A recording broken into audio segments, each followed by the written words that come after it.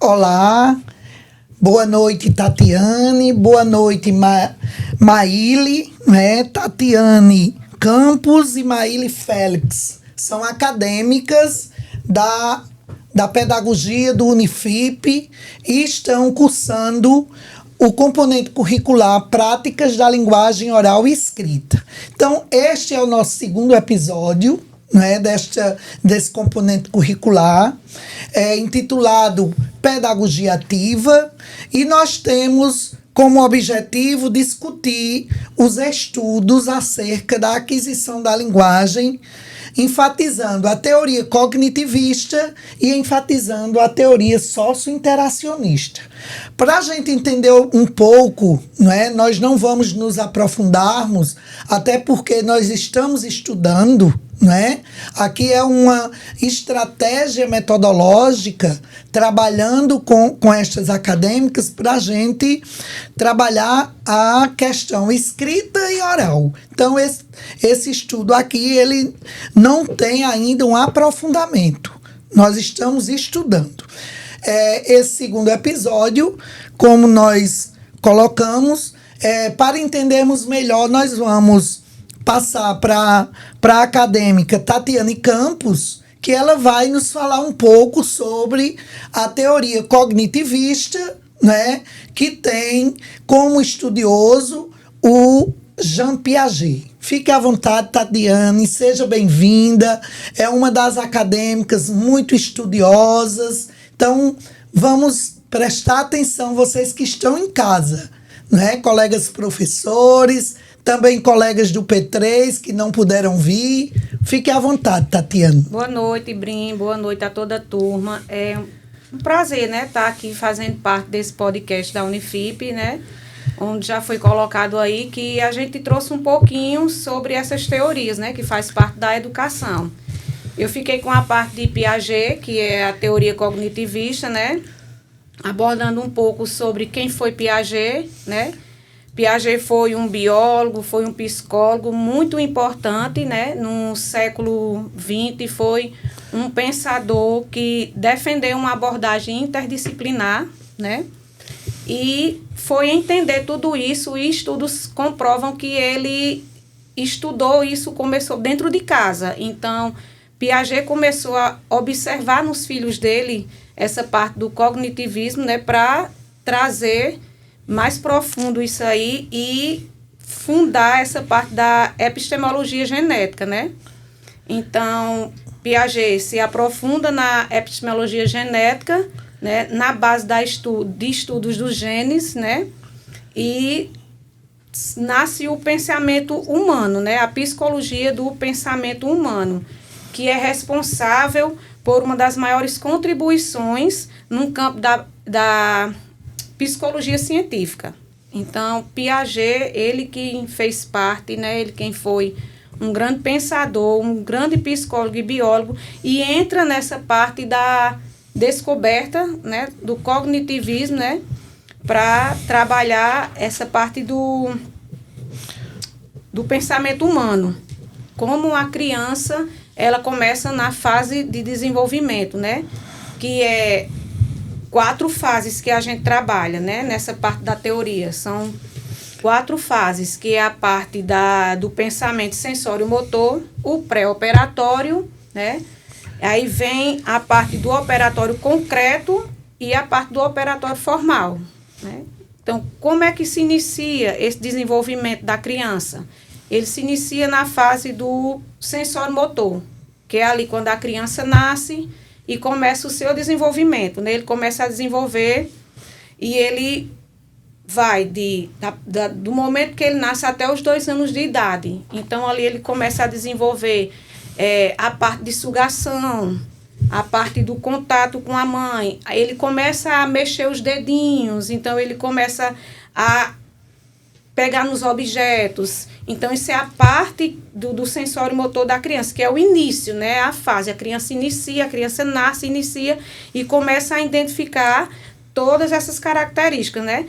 E ela vai para o rastreamento visual, que é o contato visual. Ela consegue identificar, ela consegue ter a percepção que a mãe está olhando para ela naquela fase, né? Então, a mãe pega a criança para amamentar, então ela já está naquela fase da sucção, que ela vai sugar, ela vai saber, né, ter o contato com a mãe. A parte da amamentação, toda essa parte, essa trajetória, ela começa nessa fase, do 0 até os 2 anos, que é a fase do sensório motor.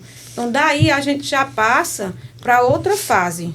O sensório motor, ela vai até os 2 anos. Aí nós entramos no pré-operatório. O pré-operatório, ele já inicia nos 2 anos e se encaminha até os 7 anos, que é quando a criança começa a dominar a linguagem, os símbolos, a comunicação, ela começa a imitar, ela começa a representar, ela começa a imaginar. Então, a criança já começa a ter imaginação de como é brincar um faz de conta, de como é que ela pode ver a coleguinha. Sempre hoje eu estou em sala de aula com o Matei, então eu vejo muito as crianças, o que um fala, o outro repete. Então, é a parte de imitar, copiar aquilo ali que ele está vendo o outro coleguinha falar. Só que a gente tem que deixar bem claro que é uma fase muito difícil também. Por quê? Porque entra a parte do egocentrismo da criança. Então, é a fase onde a criança, ela está ali. O mundo pertence a ela, né? O mundo, ela faz parte daquilo ali, só ela que tem que estar ali sendo o destaque. Então, essa fase, professora Brin, ela predomina muito, porque é uma fase um pouco complicada. Então, a gente precisa ter habilidades para lidar, principalmente em sala de aula, para que a criança não pense que a sala de aula ela pode controlar e que ali em sala ela vai ter o domínio, porque só ela é o centro, e não. Então, é uma fase onde nós, como futuros pedagogos, precisamos estar preparados para que essas crianças entendam que elas precisam estar no meio, elas precisam estar no social. O social da criança nessa fase, ela não pode estar baixo.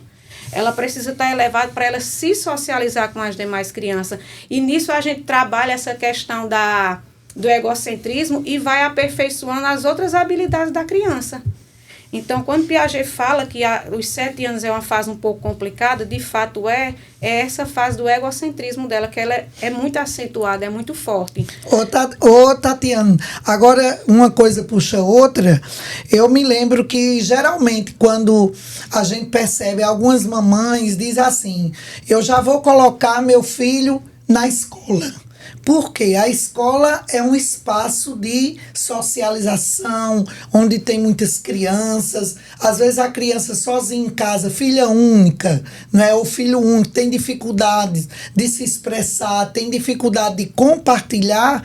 E essa fase que você está dizendo é muito importante, porque na escola o professor vai trabalhar essa questão de socializar o que ela tem, de compartilhar, ela saber que precisa dos outros, não é isso? É muito importante. Exatamente, Brin. E porque assim, a gente tem que nós como pedagogos temos que entender o seguinte, isso parte muito já de casa. Então, o egocentrismo da criança, ele não é formado num ambiente escolar. A criança já traz isso com ele. A criança, ela não é uma caixa que não tem nada. Ela é uma caixa que ela tem muitas coisas a acrescentar. Ela é um sujeito. Ela é um sujeito social. E é uma caixa completa. Então, ela tem tudo ali dentro. Então, a gente tem que entender que quando a gente pega essa criança e vê que, principalmente as crianças que são filhos únicos, como você colocou agora, e a gente vê que são aquelas crianças que têm uma facilidade de ter as coisas mais fáceis, que sempre a prioridade é ela, então ela pega aquele comportamento e leva para dentro da sala. Então, de certa forma, isso impacta as outras crianças. Mas a gente não pode deixar que isso impacte. Por quê? Porque a escola é um meio social, então as crianças precisam estar ali compreendendo que ela faz parte de um contexto onde todas aquelas crianças estão inseridas em um único propósito, da socialização. Mas aí quando a gente sai, mas isso só tem essa fase? Não, né? A gente sabe que a gente vai sair dessa fase e vai entrar em outra fase, né? Que é essa questão do pré-operatório. Aí a gente agora passa do pré-operatório e vai para o operatório concreto. Uhum. A parte do operatório concreto, ela já pega uma fase de 7, 11 e vai até os 12 anos, que já é a fase que a criança vai entrando naquela pré-adolescência, né? Naquela mudança de comportamento, naquela mudança, questões hormonais da criança, vai desenvolvendo o pensamento dela mais crítico, né?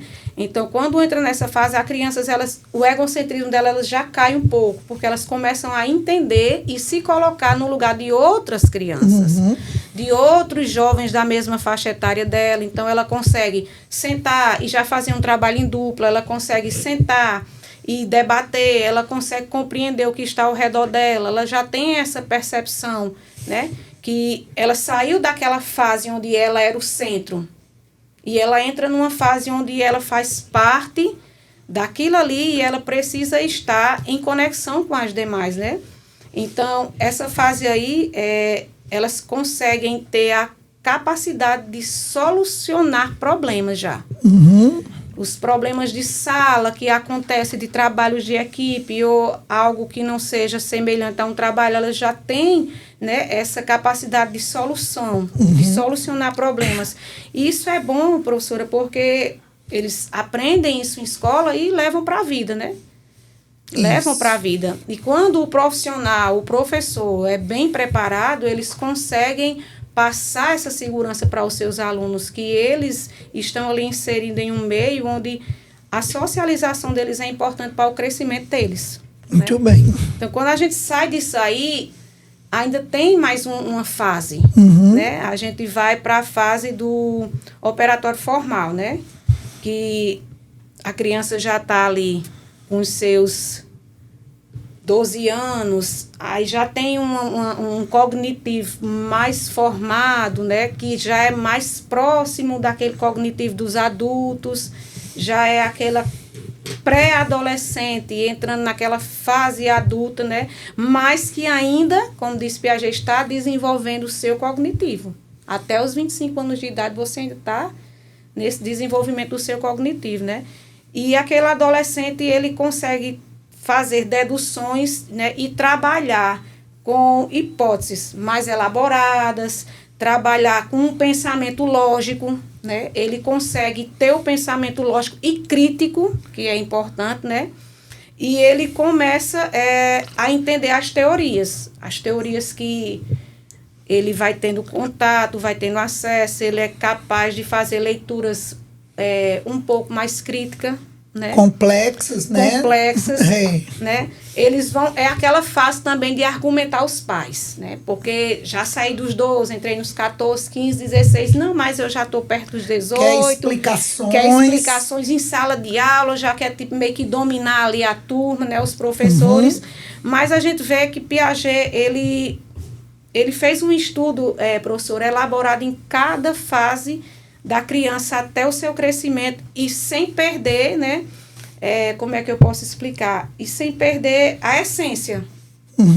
Cada um dentro da sua etapa e aquela essência que ele mesmo falou, né? Como eu falei desde o início. Cada fase com seu desenvolvimento. Então, a criança passou pela fase que ela nasce, ela aprende a caminhar, ela aprende a comer, ela começa a identificar que as mãos, os dedinhos dela servem, né, para algumas coisas, entende que se ela tirar aquele objeto ali, colocar um objeto, um exemplo que a gente dá muito, a gente coloca uma toalha, né, e coloca um objeto. Então, a criança vai entender que se ela puxar aquela toalha, ela vai ter aquele objeto. Então, ela passa para aquela fase dos 3, 4, 5, 6, 7 anos, começa a querer tudo, começa a querer dominar, depois ela sai disso e vai para a leveza, começa a ficar mais leve, começa a ter mais contato com as demais pessoas, né?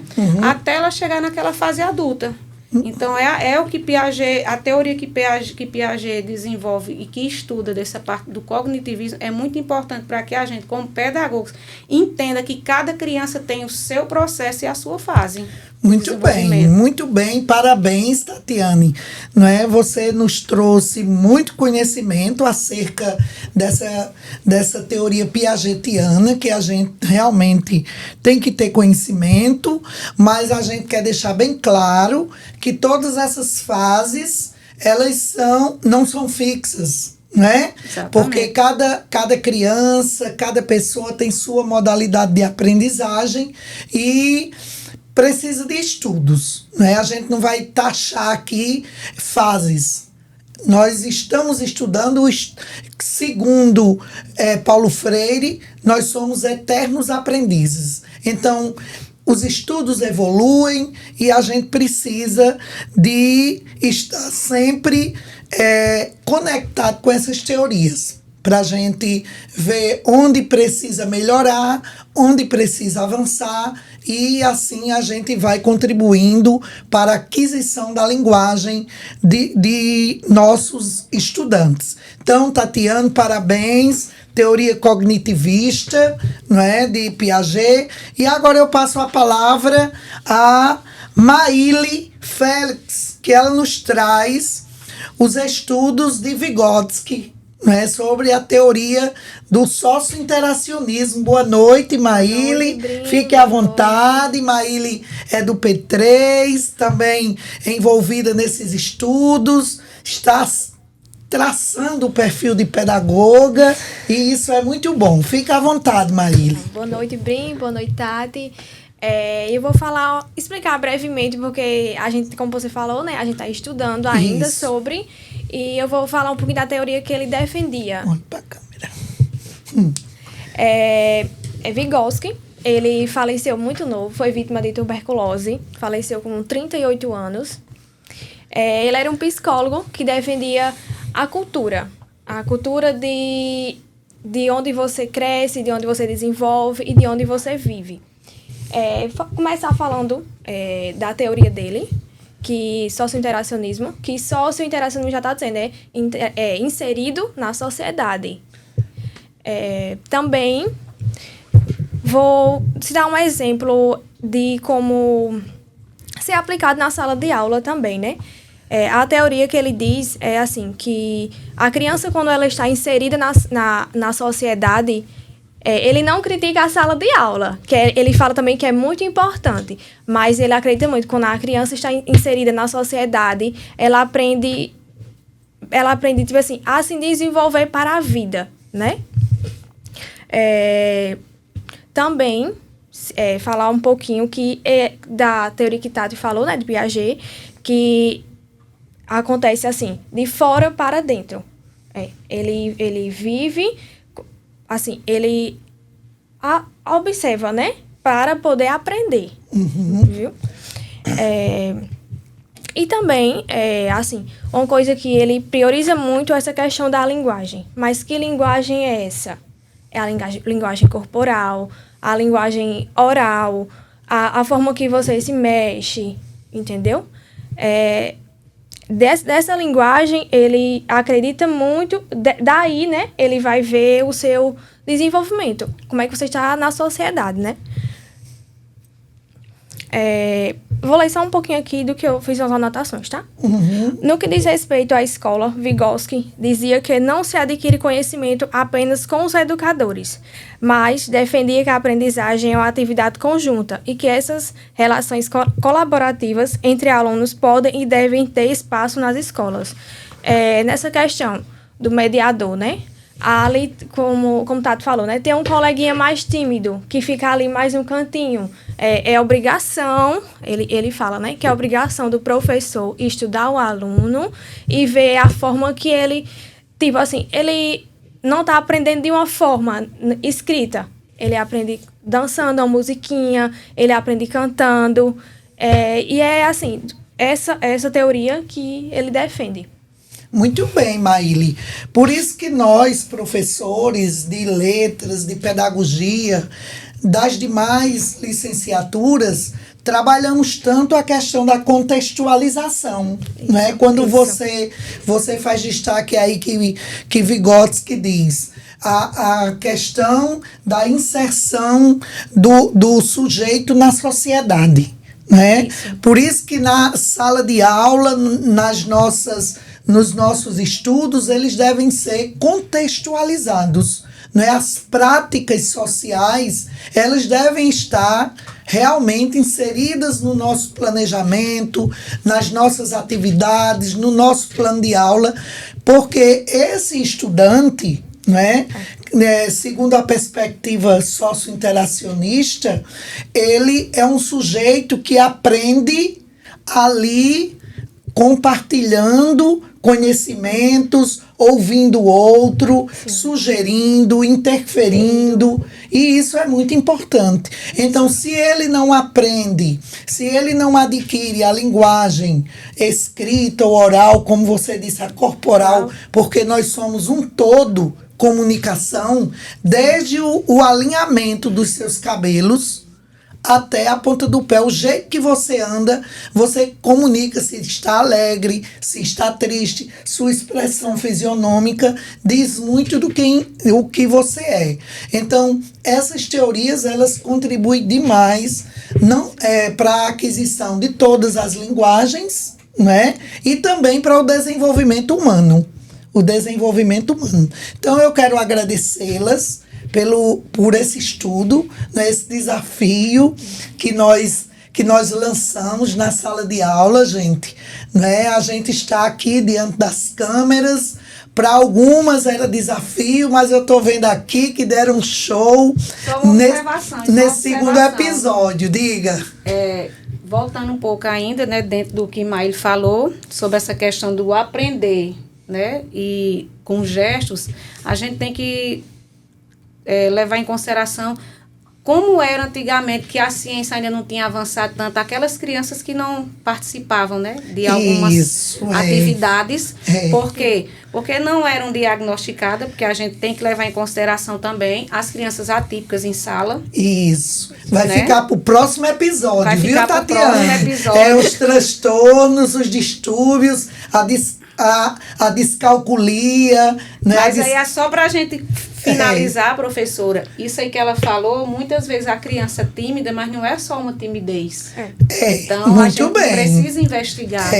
Uma colocação muito pertinente, mas vai ficar para o próximo episódio, que a gente está vendo que vocês foram provocados e querem, né, estudar mais. Nós queremos agradecer, né, aqui as acadêmicas que se lançaram, acolheram a nossa proposta, o nosso desafio, estudaram e continuam estudando. Né? Então, o propósito da pedagogia, do curso de letras, do Unifip, é para que a gente estude muito mais, se aprofunde para contribuir para a formação humana e social dos nossos acadêmicos. Muito obrigada pela oportunidade aqui, o podcast do Unifip, a pedagogia ativa, aqui as considerações finais de vocês, fiquem à vontade.